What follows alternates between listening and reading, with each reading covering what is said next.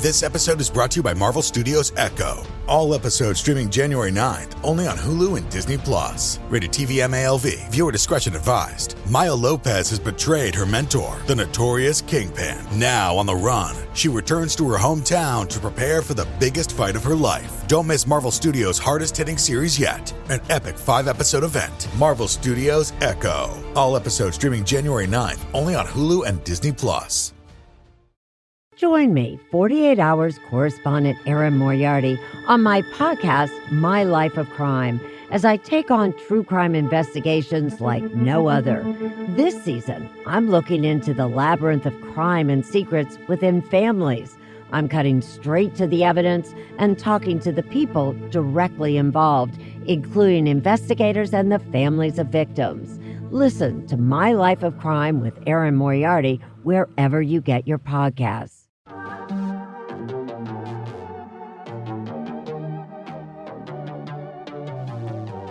Hey y'all, I'm April. And I'm Caroline. And this is your Bloody Happy Hour.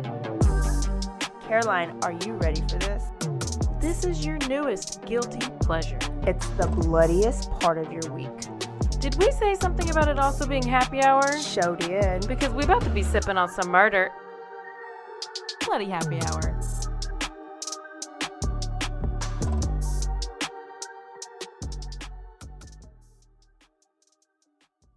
Well, hello, bloodies. Oh, who's we that? We are back. Hi. I was like, I say hey, y'all, every single time. Yeah, so you do. I am saying hello. Maybe they like bloody hey, bitches. Y'all.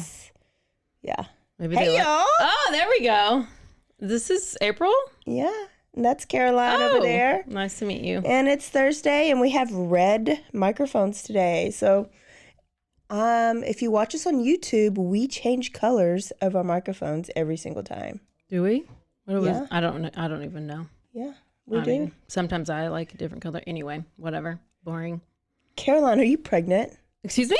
Are you pregnant? No. You've had 7 days. I didn't actually poke a hole in the condom. Or use a condom, or or didn't get that far, right? No. I'm not trying to be a hoe for show. No. For the first time like ever. Susan Smith? For the first time ever.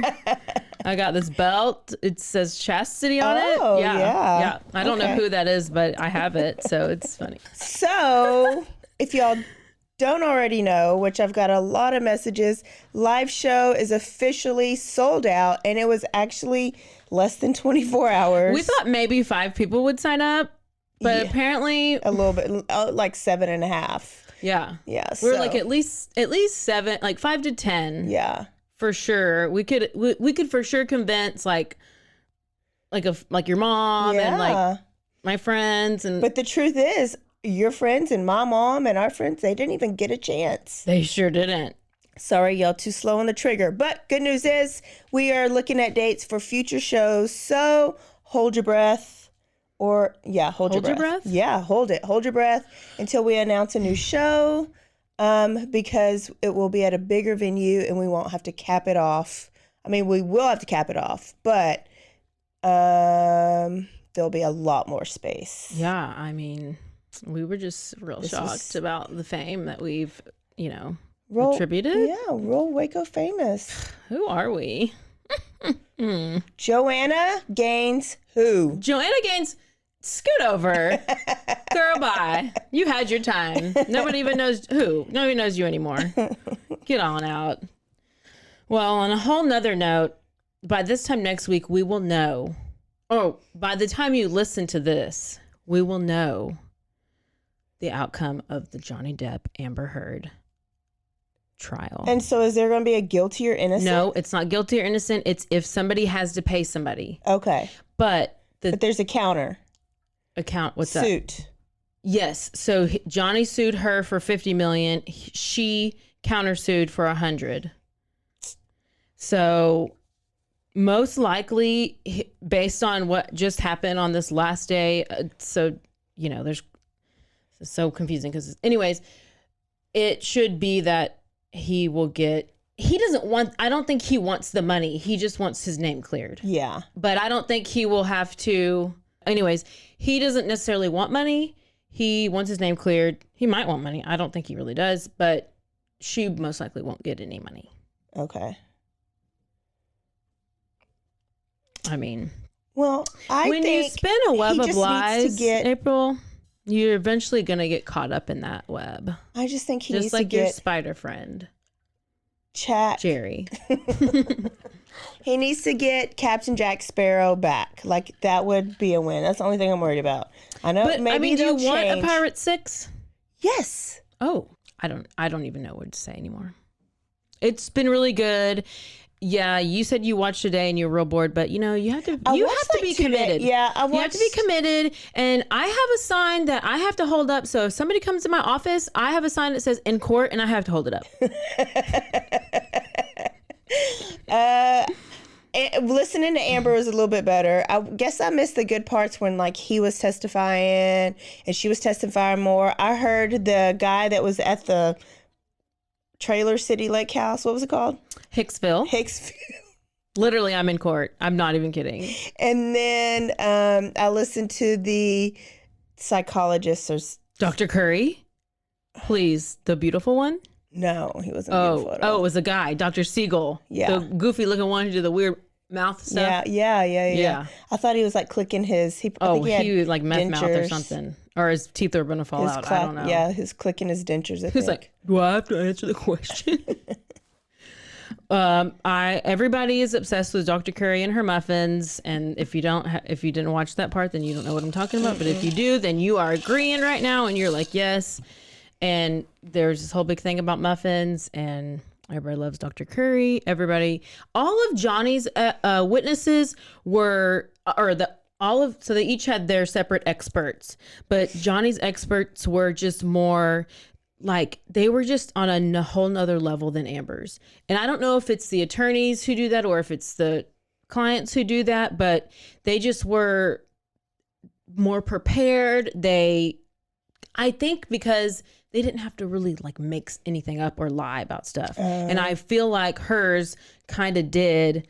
Like, they were trying to say she suffered from PTSD and that she didn't have any like borderline personality, any like personality issues, and stuff about the photos that she submitted that they weren't edited when they really were. And like, so these experts had to like make up really what, it was like harder probably for them to tell the truth because they were testifying for that side.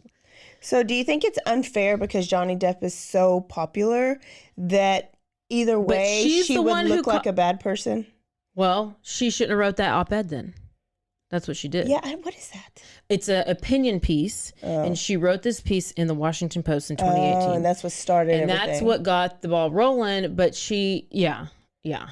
And like basically what it is she referred to, like she said, he or him, clearly referring to Johnny Depp, not naming him, but that was what would be defaming him. And what she also... kind of like we're doing Dirty Chad? Oh, he's basically not famous, so you can... whatever. Basically. And she also retweeted the article with the title, because the title was like, Amber Heard is a victim of domestic violence or something like that. Survivor of domestic violence. She retweeted it, and her argument is, she just knew that it was her article. She didn't even know what the headline said. And that's part of him winning, is proving that she knew that she retweeted that out. Mm-hmm. Or something. Like, I think that's how it is explained. So speaking of shitty court cases, I'm watching the last episode of Candy right now. And I forgot when you told the story about how you said Betty Gore's lawyer was like shit. And so now in the story, I was like, this lawyer didn't even try for Betty. Like, okay, so if you're kind of new, the show on Hulu right now called Candy, and we did an earlier episode. I don't know what the theme. Yeah. Oh, it was maybe, I don't know what it was. Killer women. Yeah.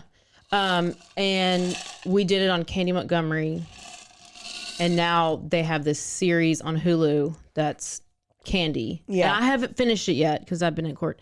But so I forgot about that that she had a bad lawyer. Yeah. Until right now.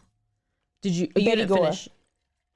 I have like 15 minutes left, and it's pretty good. Jessica Biel is, I love her anyways, but yeah, she's killing it. And literally, I think it's very fair. Like, it doesn't make her seem extra evil. I think it's really just reporting the facts, like not one-sided or another, where a lot of these movies, documented or remakes, they'll do that. Mm-hmm. It seems like it's really just reporting. Basically, they read the same book you read. Yeah.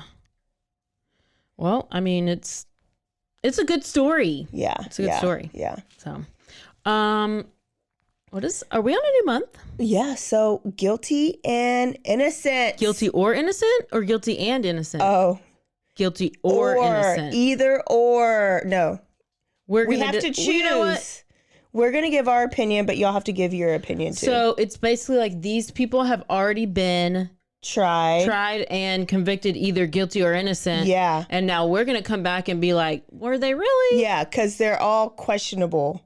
They're a little suspicious. Who's the first one? Okay, well, you know, who comes to the top of you people's mind when you're like, no, she was guilty, or no, he was guilty. OJ. Oh, yep. Who else? The glove didn't fit. Must have quit. So Casey Anthony. Mm-hmm. And then Darlie Routier. OJ. Casey. Any other ones that we can think of? Local is Joe Bryan. Okay, I don't know. Which is the principal in Clifton that I think we'll talk about. Yeah. Oh. Well, good news. The person that I'm doing today, we've named. Oh, guess you already know. Casey Anthony! Casey! Can you first tell me why they call her Top Mom? Okay, I thought it was Top, T-O-P, as like a joke. Like, she's obviously not Top Mom, but it's T-O-T. And that's what Nancy Grace calls her when I listen. But why? Because she's the mom of a tot. I don't know. What's a tot? A kid? She just dubbed her tot mom. I know, but I didn't know what the logic was behind that. A tot mom is a mom who neglects her kids instead of caring for them. Oh, she would rather party her life away. Such women don't have children intentionally and regularly have abortions. They consider their children more of an inconvenience. I thought it was an acronym for something this whole time.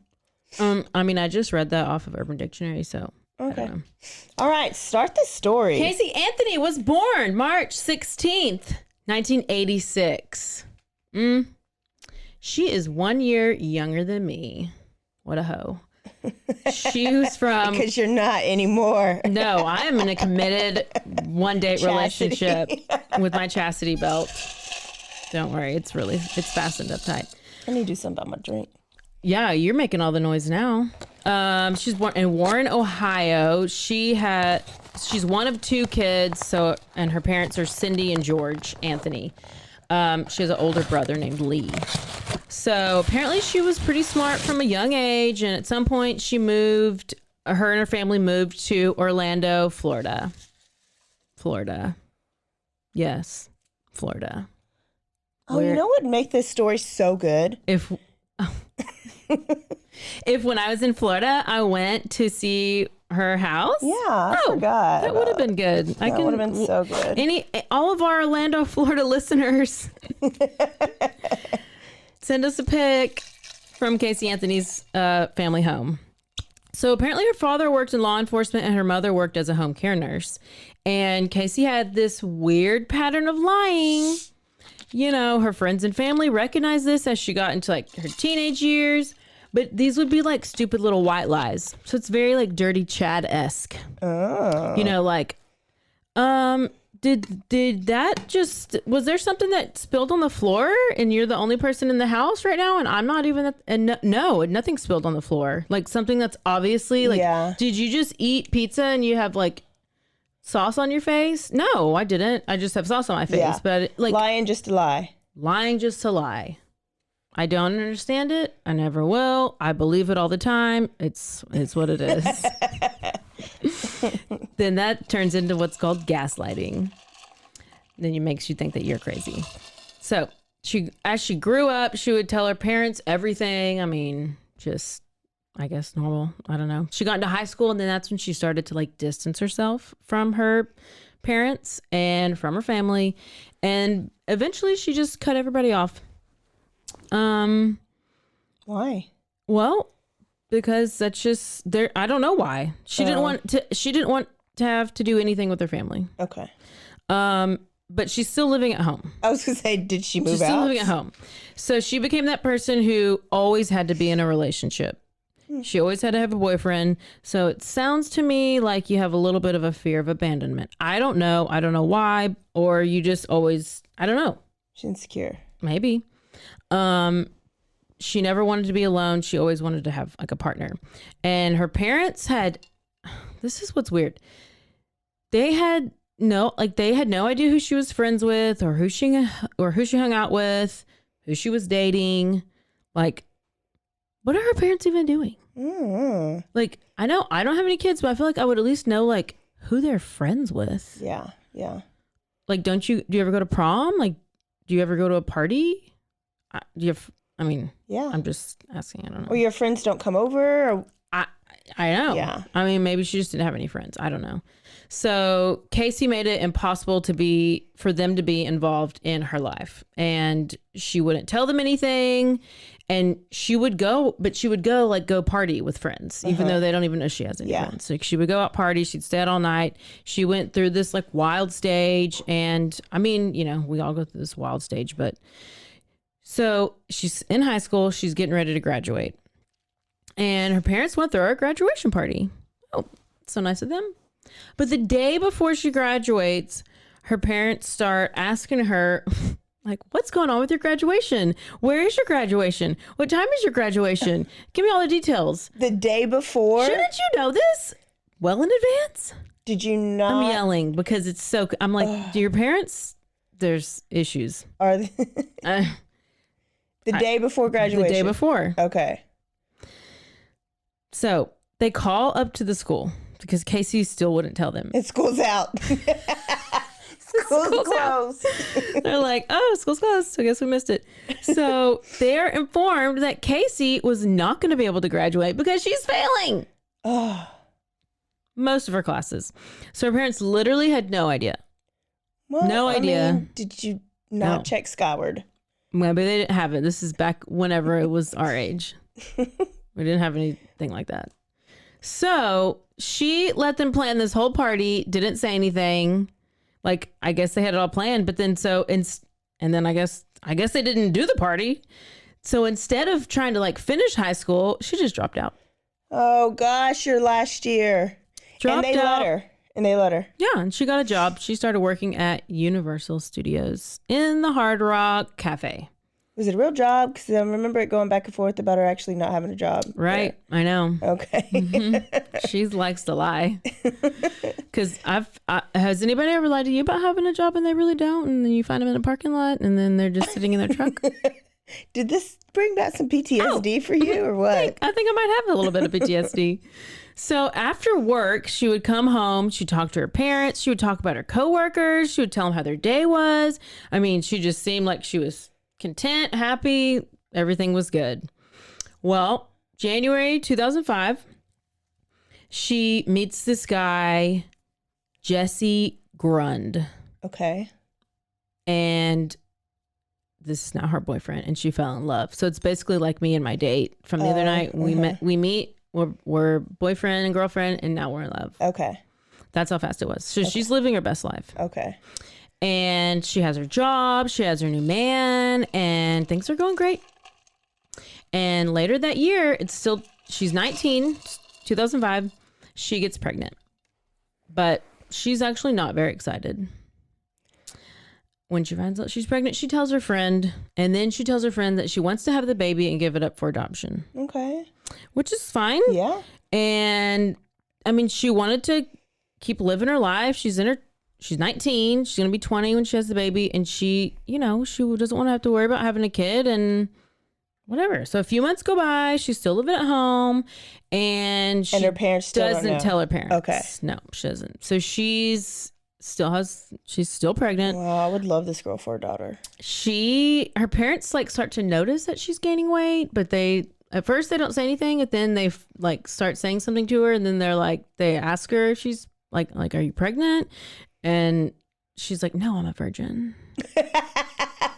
She just can't say no. She's got to go all the way left and say no. So I'm getting like Amber Heard vibes from her, just from like everybody else is lying, and I'm I don't know. Let's see how many times you're going to talk about Amber Heard. I know. See how every time I say Amber Heard, take a shot.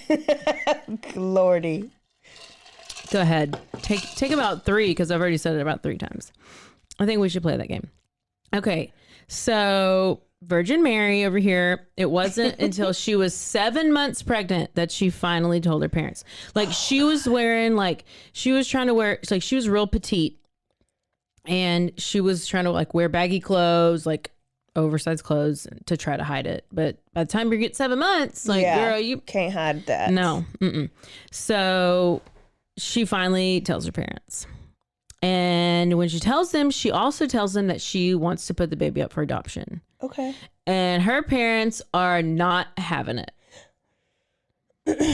They are like, no, they're like, we fucked up over outraged, you. We need to try it again. Outraged. So it's adoption. It's not abortion. Adoption. Okay. I mean, I am a little dyslexic, so I'm hoping I'm reading everything. Well, I think I remember abortion, that she wanted abortion, but her dad wouldn't, or her mom wouldn't let her have it, an abortion. And so either way, it's same difference. She didn't want the baby and they made her. Well, I mean, she's not killing the baby. I mean, it's not, but I'm trying to say her motive is she didn't want the baby. Yes. It is a big difference. She's like, it's the same difference. I'm like, actually, it's actually not. Oh, Lordy, we're going to be censored now. It is a big difference, actually. But the point is, her motive is she didn't want to be a mama. Oh, that's good. Take another drink. Just take a drink, because this is a whole lot. So they were like, no, you're not doing that. We'll help you take care of her, whatever. So August 9th, 2005, Casey Anthony gives birth to baby girl Caylee Marie Anthony. But the one thing is, Maury Povich, who is the father? Who the pappy? Who is the father? But Casey was like, oh, it's Jesse, my boyfriend. Like, he's obviously the father. Oh, but I mean, she's kind of, she doesn't have on her chastity belt. Oh. Chastity. So she wasn't a virgin. So this isn't a Virgin Mary type thing. No, it was not Immaculate Conception. Okay. No. Just making sure. I mean, it actually is still a mystery who the father is. I don't think they ever did find out. There are a lot of theories about who it could be, but her parents didn't really like press her on it. They were just like, oh, okay, well, who is it? You don't want to tell us? Okay, fine. Because they don't really care about, I don't think, much of anything. And so at one point, Casey tells her parents that the father was in a terrible car accident and died.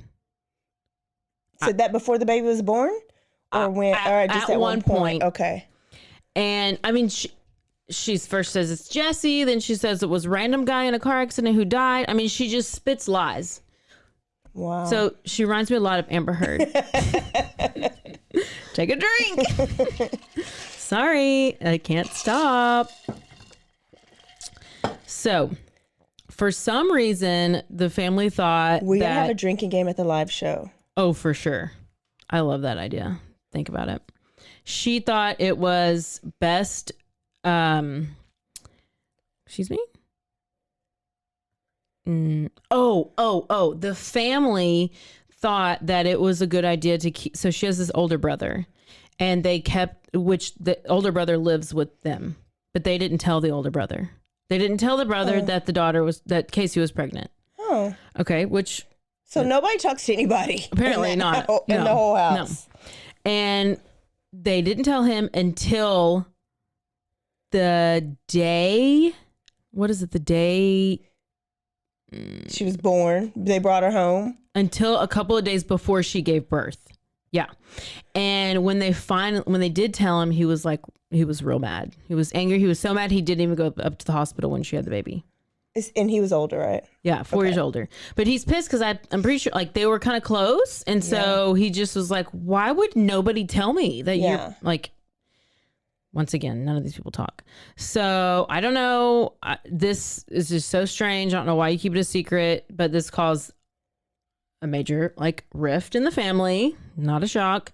So then fast forward New Year's Eve, and Jesse, the boyfriend, maybe baby daddy, proposes to Casey. In real life or in her mind? Well, I think it's in real life. So she could be lying about it though. So we don't really know. But Jesse supposedly says that he wanted all of them to be a family, wanted them to just be together as a unit. So they got engaged and they were excited. But deep down, Casey just kind of really like, she kind of knew like he wasn't the father. And so, I mean, she's engaged and so she's happy. And, you know, at this point, you know, they have the baby and she's like, oh, I think I need a nanny. So that's when she gets this nanny named Zanny. Zanny. Yeah, Zanny the nanny. Okay. And this lady was named Zanita Fernandez Gonzalez. Oh. Yep, she has 3 names. But they call her Zanny. Yeah. And so Casey's parents ask her, they're like, how did you find this Zanny lady? Like, wow, Zanny. Like, Craigslist? Wow. Yeah. Craigslist? Like, how do you have money to pay for a nanny with no high school? I don't know. With your Universal Studios job? Like, check. I don't know. So Casey told them, that because the parents asked who's Zanny. Casey told them that it was an IT tech who worked over at Universal Studios named Jeff, who introduced her to his ex-girlfriend, Zanny, and he paid her to watch both his son and Caylee. She's so good. That's like... So they're like, so this guy is paying for her to watch your kids? Like, I don't even understand what I just said. And so if somebody told me that, I'd be like, wow, you really went deep. Like, you went. The fact that she like went all like had a whole like story to get to. I mean, Amber Heard vibes. So I feel like that this could maybe be a red flag. I don't know. So Cindy remembered, Cindy's the mom, Casey's mom. Yeah. Remembered Caylee talking about Zanny and her dog, but no one besides Casey had ever seen or met Zanny. So then, that's weird. And then they're trying to figure out who the father is, and they're trying to determine if it's Jesse. They get him. They have him do a lie detector test, or I read lie detector or DNA test. Okay. And it was overall determined that Jesse was not the father. And now this is devastating news to Jesse because he was like in her life and, you know. Oh, they're about to get married. Well, you know, he wanted it to work, but, you know, unfortunately in May 2006, lucky you, Jesse broke off the engagement. He said that Casey's behavior was getting just very erratic, and he was not about that life. And she was becoming a different person. So they broke up, and then a little bit of time goes on, and Casey, she is ready to start dating again. I mean, she cannot be alone. Yeah. Okay. So it's party time. Okay, well, you're still young. So while she's out, she meets this guy named Tony. And guess what Tony does for a living? He's a DJ. He's an aspiring DJ. Okay. So, she met him at the club. Yeah. I mean, I feel like this is going somewhere. Yeah. Like this is you're about husband. Yeah, this is a great future. Yeah. So they're dating, and Casey would bring Caylee over to his apartment that he shared with roommates. So Okay. there was a bunch of roommates there. And they would spend a lot of time there. With Caylee with her. Yep. So Casey was still living at home at this time, but with her parents. And the parents would help take care of Caylee. She had her own room. I mean, obviously they clothed her, they fed her, they tended to her like they were like that was their daughter, helped her out as much as she could. They were trying to probably be better with her than they were. Yeah, they probably needed to. Yeah. So according to Casey, on June 15th, 2008, there was this like heated argument within the family, and the next morning, Casey left with Caylee, and she left for a work trip to Tampa, Florida. She was like real mad, and she did not want to come back home. So she packed a bag, and she said, "We're going to stay for a while," and she left. Okay. So we don't know what the argument was. I mean, I don't. Do you know what it was? A lie, probably a lie. Probably. Well, at one point she was like stealing checks, I think. Oh, was this like stealing from? There was something coming up, I think, that's different. But this could be. I could have. It's a lot of stuff. Yeah. So I could. But if that's possible, that probably is right. Yeah. Because you did a lot of listening to the. But it was a while back. But I feel like it was. They were fighting because she had, I don't know, I think she wrote some checks or stole some money or something. Yeah. From her parents. She probably did. Well, so she had these bags like they were going to be gone for a while. And one thing we know for sure is that on June 16th, 2008, that was the last day that Caylee was seen alive. Wow. So what was really going on was she went over to her boyfriend's apartment, but when she got there, Caylee was not with her. So when she gets there, they're like, "Where's Caylee?" And she like has this excuse. She was either with a nanny or she was just somewhere else. Casey ended up staying over at her boyfriend's house for like a month.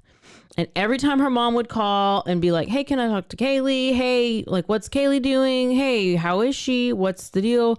She would be like, different excuse every time. Oh, Kaylee's sleeping, or she's with the nanny, or she's this, or she's that. Like, never for the whole month.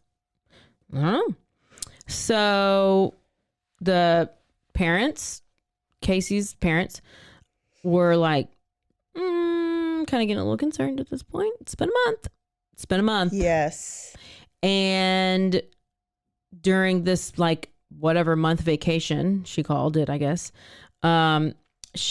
This is back when MySpace was a big deal. So she's like posting all this stuff on MySpace, all these videos and pictures, and just partying, like of just her going out, just her. Yeah. Okay. I mean, she did participate in a sexy body contest at a local club. She's bragging about it. So she's really trying to like shoot her best shot and live her best life. Well, she was out every night. She'd go to the club where her boyfriend was the DJ. That's where she was all hanging out. And I mean, dance. She like got a new tattoo. She's just kind of just doing everything. I don't know. But she's in her early 20s, so. But she's young. This is stuff she should be doing. Right. But her kid. But where's your kid? Yeah, was in her way. So Casey's parents had actually given her their car to use because, she didn't have one because she doesn't. Does she have a job? Okay. Yeah. So that was nice of them to give her the car to like get around for a while, go to work, do things. And then she like left because she's mad at them. Because she stole her money, I guess. So one day she drives down to a check cashing place. And she literally made it there like on empty.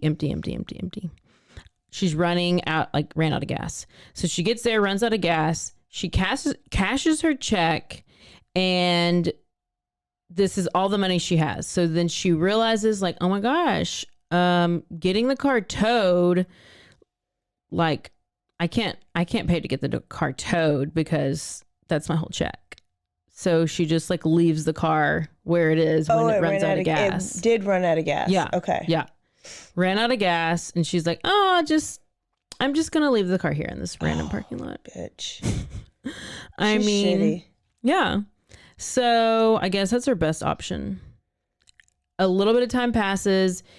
People who are working at that place, they realize they see this car and they're like, it's been here for quite a while. Let's figure out what's going on with it.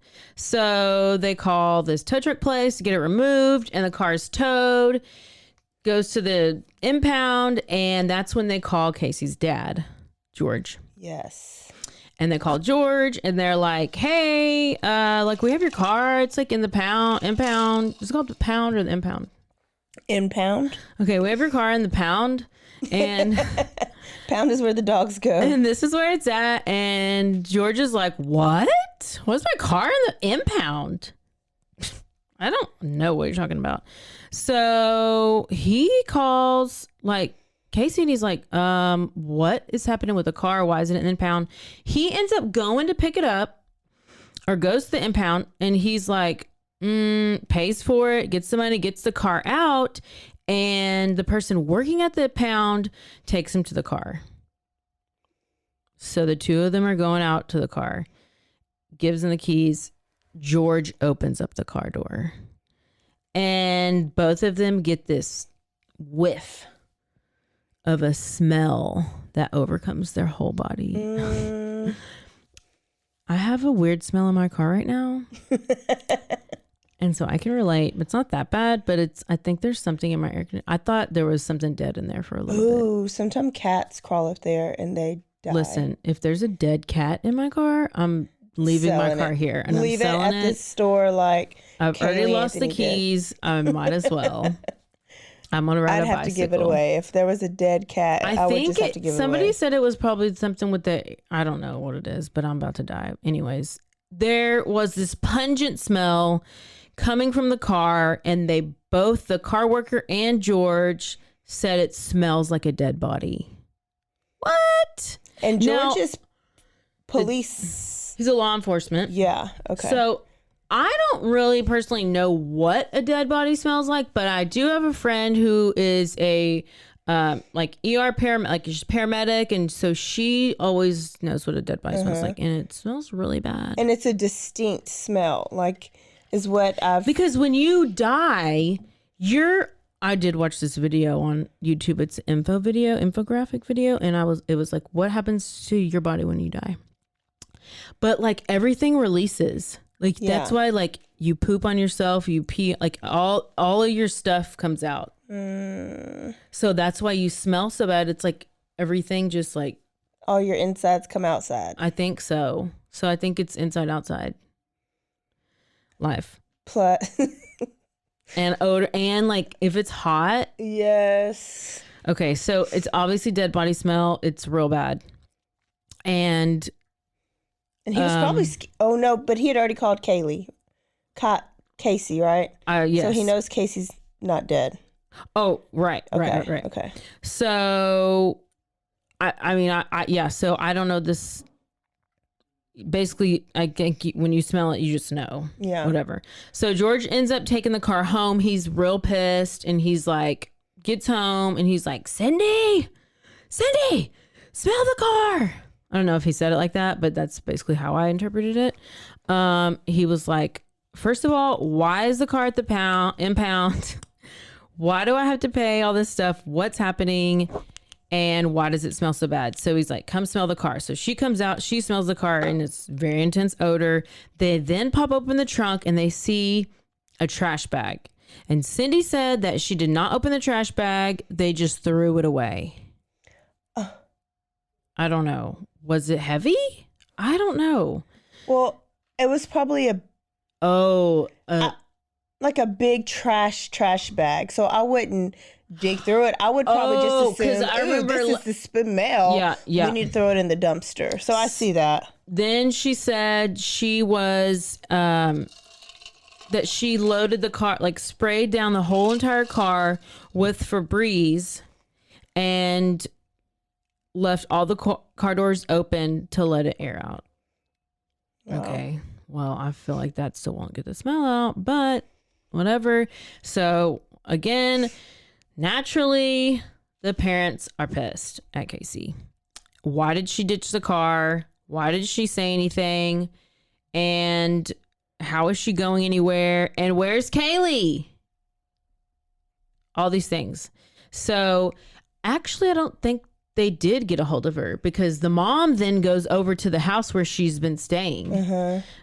And so the mom goes over there and knocks on the door, goes inside.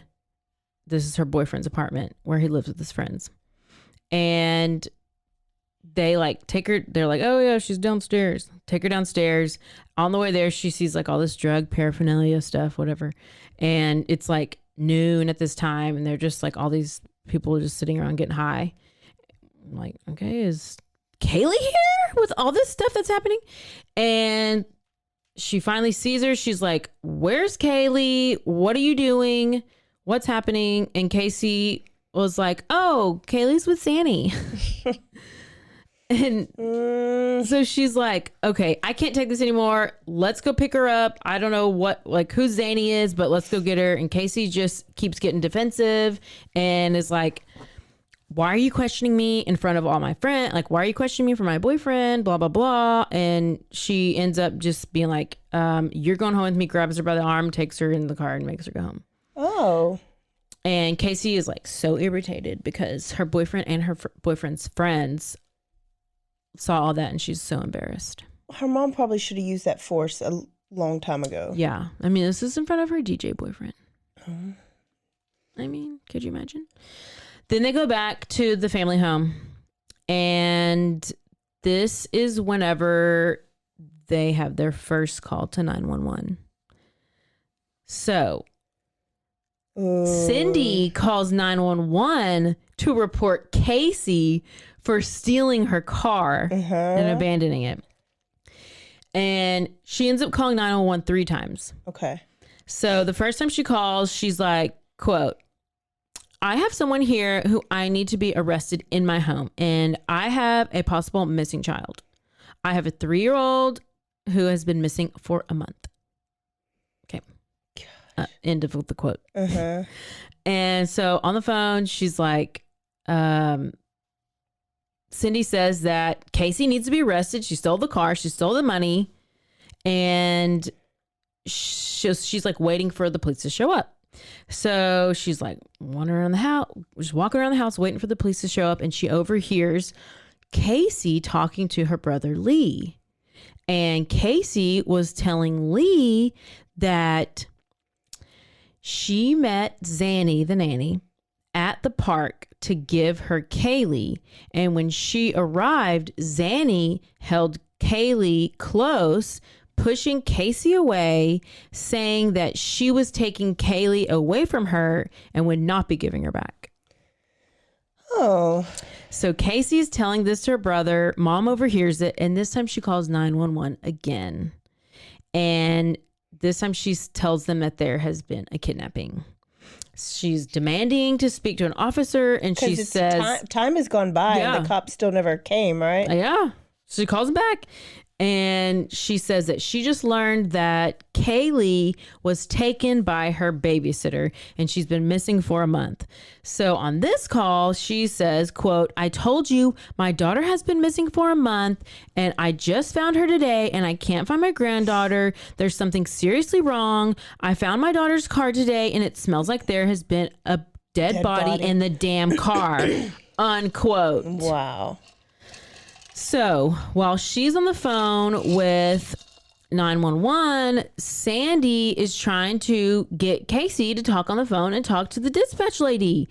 And Casey was like, I don't want to talk on the phone. I don't want to talk. I don't want to talk. I don't want to talk. I don't want to talk. Just like that. No concern. No. She's not worried. No. She's Not probably sorry. still mad about DJ boyfriend. So she's like, Casey, get on the phone with this. And then Casey's like getting pissed. And finally, she's like not even worried at all, just like you said. And she's just really irritated and annoyed. She didn't understand why it was such a big deal that her mom was freaking out. Okay. I can't. No. I can't. Finally, she gives in and gets on the phone.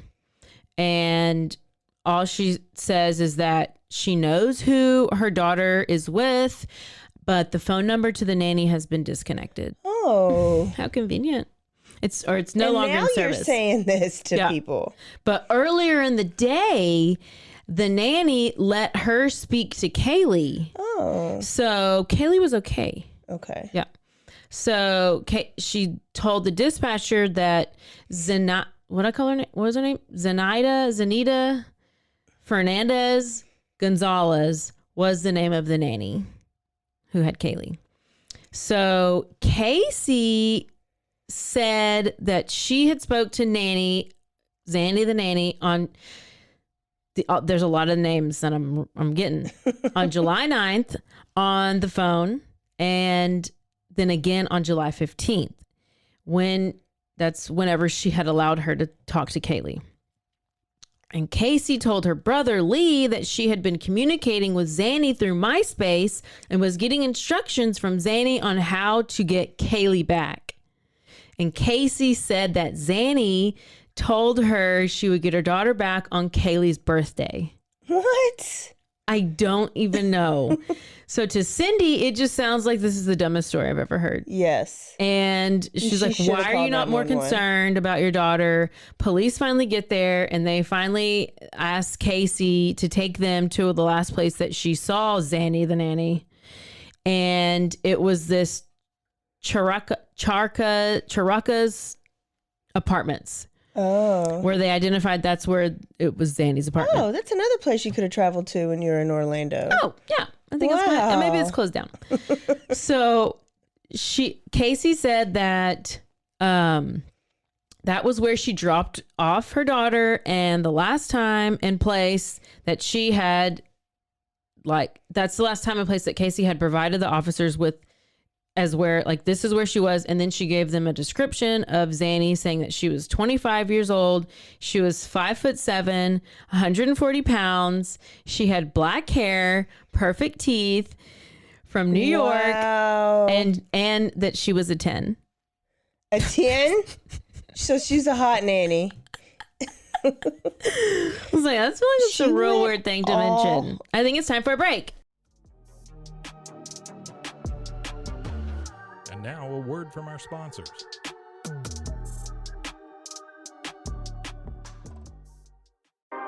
"911, what's your emergency?" Do you hear that? It's coming from the house. It's coming from inside the house? Do you mean, could it be? The Poltergeist. New from Rogue Media. Two haunted hotties talking about haunted places. Every episode, we dive deep into the darkest places and give you a bit of history. We're getting spooky in all the right places. You've gobbled your last ghoul. Follow along for the craziest and spookiest stories with Debbie's Dark Tourism. The Stanley Hotel, Winchester House, The Alamo, Hotel Monte Vista, and more spooky places. Find us at _Poltergals. POLTERGALS. Look over your shoulder. It's us, the Poltergals. Wherever you consume the podcast, you can find us there.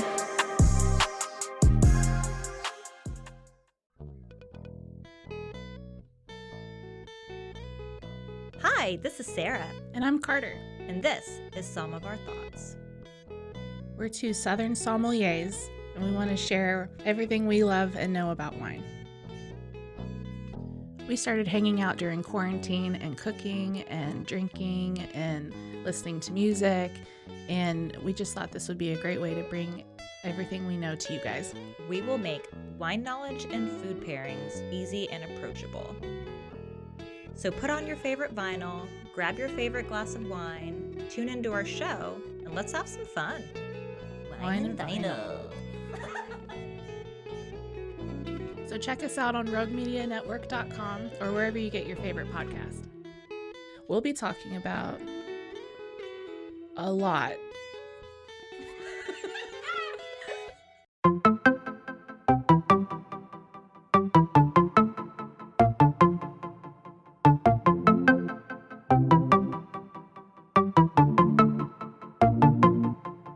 Welcome to One Star Rewind, a new podcast about those dreaded 1-star reviews that every business owner hates to receive, but yet every customer loves to read. During this podcast, we will peel back that 1-star review to better understand how it happened, when it happened, and what the business owner is doing after receiving that 1-star review. This podcast will be about love, hate, and laughter. On 1-Star Rewind, we will meet with real business owners who will tell their stories and how they do rely on reviews for their business. Follow us on Facebook, Instagram, or download us at roguemedianetwork.com.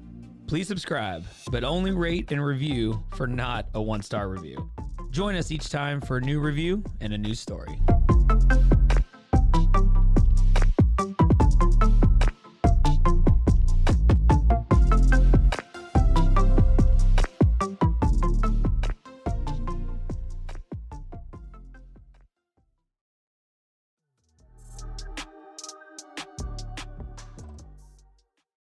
So, Zanny the nanny, where does she live? She's in this apartment. Yeah. She's a 10.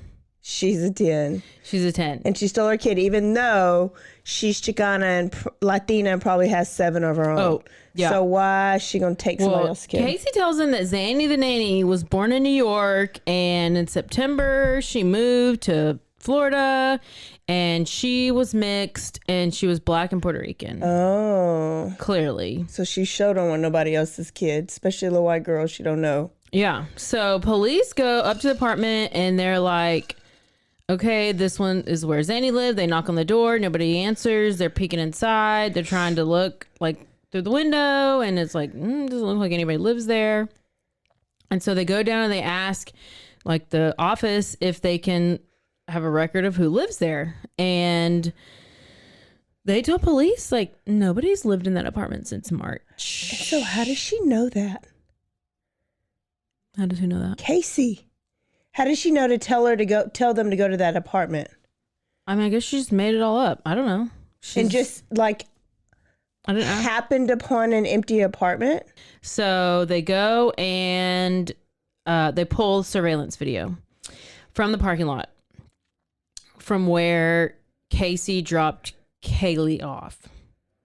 And they asked for surveillance video, but it doesn't show anyone like coming and going.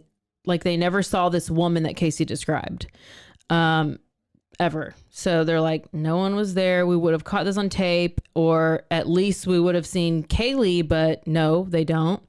And they're like, please, like, we're looking for, like, please, like, let us know if you like look for more and see if you can like find anything. And the more that they start looking into her story, the more they're like, I don't like, this doesn't sound right. Something's not adding up.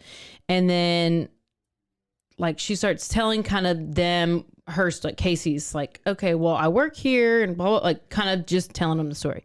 So she says she works at Universal Studios. They did more digging, and then they actually discovered that Casey didn't work. Oh.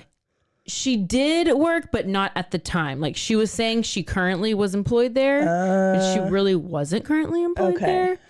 And so what she's doing all this time is like police are doing this undercover work, and they're not telling her all the stuff that they know. So they're kind of like baiting. They're trying to get her to obviously tell them something. So they're trying to put her on blast. So Casey actually takes them. She's like, oh, I work at Universal Studios. Like, let me take you here and I'll show you, like, I work here, and here's, I don't know why she's trying to introduce them to the people that she works with. I guess she's trying to back up her story somehow. Yeah. Well, she goes in, she's walking in like all confident, and she's like, oh, I'm going to take the police to my boss and blah, blah, blah. Well, she gets in there and like starts saying, like, they go up to stairs, and she turns around to the police officers and she's like, actually, I don't work here. She does. She works so hard for a lie, and it's never even a good lie. She works real hard for it, though. She's just acting like she worked there. She walked in like past security, goes through the employee entrance, like goes through this maze of offices. Like she went and like took them in circles. They just followed her. And yeah, they did. And finally, yeah, when she finally admitted it, she was just like, no. And so they finally catch her in this lie. And then they're like, we've caught you in this lie. There's no Zanny. Where's your child? Like, no. So then Casey is arrested on July 16th. So a month late, because the last time she was seen was June 16th. So this is about a month later since the last time Caylee was. She was charged with neglect of a child, obstruction of justice, and making false statements to police. So Cindy. Good. Yeah. Should we stop there? Arrested? Yeah. Good. Okay, so does this mean what? Is this going to mean it's going to be a part 2? Okay, so she's in jail. And we'll pick up there next week. Yep. Y'all got a part 2. So sorry. Or you're welcome. Do not listen to any podcast. This is what we need you to do.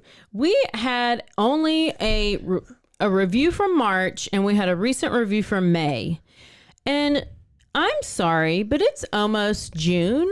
So I am yelling at you. And if there was 50 people who signed up for the live show right away on the first day, and we only have like probably 50 reviews, I'm gonna need the rest of you people to go make a review. I'm just saying. Let's read this last our most don't make me recent get review. Crunk. I won't tell you any stories about any more of my dates unless you review. Here we go. This is called Bloody Funny from, she put her whole name, Sarah Sulak. Shulak. Love these girls. They tell stories so well and add some reality and laughter into the stories they share. Every time I've listened, I've laughed out loud and lived the story they picked. Y'all keep it up. You're awesome. Love ya. Thank you, Sarah. We love that. Go on right now and rate and review. Do that. Apple Podcasts. That's where you do it. If you don't know how, crawl out from underneath your rock, and it's really easy. Yeah. And I am actually figuring out my story. So if you have a good guilty or innocent story, send me an email and I will look it up because I'm not sure what I'm going to do yet. So I think that's it. What a good one. Tune in next week for the rest of Caylee. My mind is already saying guilty because she's Casey. What'd I say? Caylee. You messed me up. I'm telling you, I had to really focus and like read my notes because their sounds so similar. Yeah. She's already guilty in my book, but I will listen to the rest of the evidence and see. Yep. All right, y'all. Don't forget to stay aware, stay alive, and always be DTF. Bye, y'all. Bye. I'm always told that I'm not aware at all. You actually are not aware at all. But I'm telling everybody else to be aware, so you're welcome.